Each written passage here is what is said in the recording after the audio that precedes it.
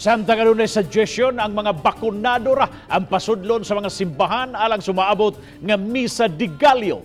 Ang reaksyon sa pipila ka mga parokyano, opisyal o sa ubang lokal sa opisyal sa mga lokal nga kagamhanan sa Sugbo o ang mga tagduma sa simbahan. Sayran nato nga na sayran nga maoy sinugdan na sa GMA o gisundan karon sa GMA Regional TV.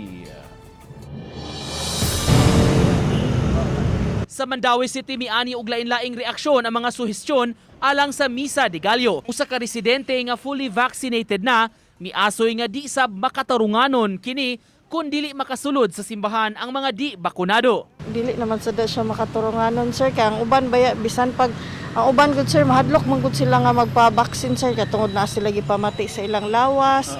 Mao man gud na ilang rason. Parang okay ra siguro na para likay na lang sad ba. Parang katong kuwang ba okay sad na sa gawas.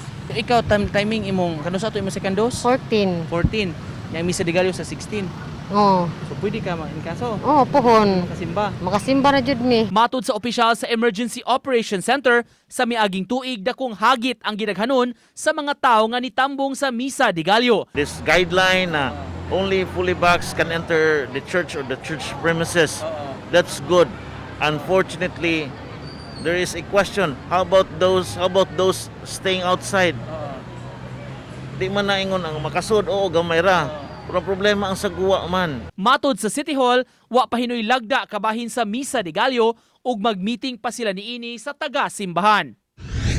Sa Lapu-Lapu City, giklaro ni Mayor Junard Ahongchan nga parehong mamahimo makasimba atol sa Misa de Gallo ang mga bakunado ug dili bakunado. Apan sa gihapon, kinahanglang subayon ang 50% capacity sulod sa simbahan.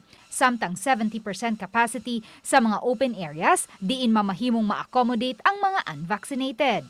Pwede ra gyud mo attend ang unvaccinated no, wa kita moingon nga ang unvaccinated dili makatambong ra gyapon ang unvaccinated.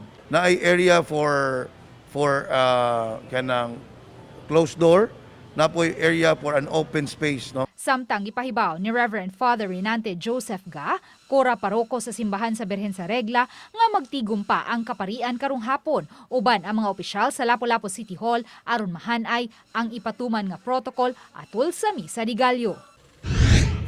Dinhi sa Santa Teresa de Avila Parish sa Barangay Poblasyon sa Dakbayan sa Talisay nga mo'y sagadagsaan sa mga manimbahay atol sa Misa de Gallo. Nag-andam na usab alang sa dakong kalihukan sa Pasko. Matod sa Pangulo sa Team of Pastors, Father Miguelito Mike Sarmago, nga nasabutan silang grupo nga tugutan ra mga dili pa bakunado nga makasalmot sa Misa de Gallo. Ang amuang nasabutan nga 50% sa capacity sa simbahan may amuang dawaton pasudlon diha whether they are vaccinated or not. Apan giklaro ni Father Sarmago nga andam sila mosunod kun unsa may kamanduan sa Talisay City LGU ug sa IETF. Samtang si Talisay City Health Officer Dr. Lino Alanzado dili ra usab mo rekomendar sa LGU nga did-an ang mga dili bakunado. Kay lisod man sa dog ilahang ilimit lang pud sa kanang mga fully vaccinated. Dili ba na nila makuha na ang dagsa sa tawo ni Misa de Gallo na. So maglisod sila unya og control. Samtang sa Dakbayan Sugbo lisod alang sa Archdiocesan Shrine of St. Therese of the Child Jesus ang paghimong rekisito sa bakuna nga makatambong sa Misa de Gallo. Gitataw ni Monsignor Guillermo Gore, team moderator, mausab ang coordinator sa Pastoral Planning Board sa Archdiocese of Cebu nga wala kini mahisguti sa tigom sa Archdiocese uban sa Emergency Operations Center. Puros na siya manginahanglan gyud og daghang tawo. Samot anong taka-crowded na kay mapugngan man nato mura kinahanglan man maglinya daan usa pa manulod. Yang ko ni Rachel Arances, security guard niya karon lang gani galisod man sila sa pagpadlong sa mga tao nga manimba aron mosunod lang sa social distancing.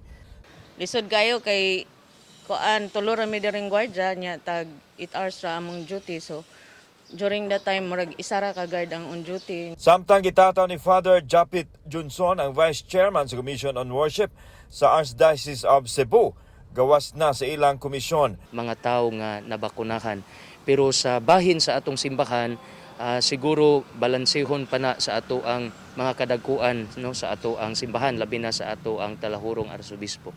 Ako si Alan Domingo Ako si Luan Merondina. Ako si Fa Marie Dumabok. Ako si Nico Sereno. Balitang Bisdak.